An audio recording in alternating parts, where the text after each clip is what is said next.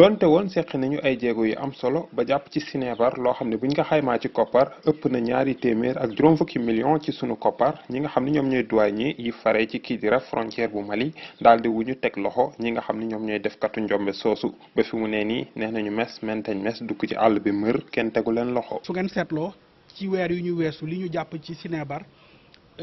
mot na 5 tonnes ci ñeenti weer rek te ku xam sinébar ak ni mu oyofee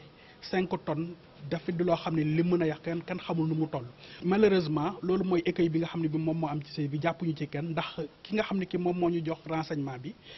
nim ñu ko joxee leeruloon ba tax ñu mën a xam camion bi nga xam ne bi moom mooy bagage yi ba tax na ñun lan la ñu def dañoo li ñuy wax dañoo ratisser large jël camion yu baree bari yi nga xam ne ñoom ñoo ñëw à partir moment bi ñu jot information bi te fekkoon na mu xaw a guddi ñu parqué leen ci suñu aire de stationnement bi pour xaar ci suba sa ñu scanné leen. kii di président tribunal d'instance bi nekk ci Bakel di Cheikh Seye xamle na ni fi mu ne nii nag lépp lu jëm ci wàllu xibaar ñu koy wesaare ci seen biir nekk na loo xam ne lu am solo lool. dana maintenir njàmbaarte li ñuy wane sur le terrain mais aussi ñu jàll ba ci li ñuy wax xëy na partage d'information parce que léegi dëkk yu am solo yëpp dañuy koy def te dafa am njariñ xëy na du lépp ngay partager mais au moins loo xam ne dafay doxal sa liggéey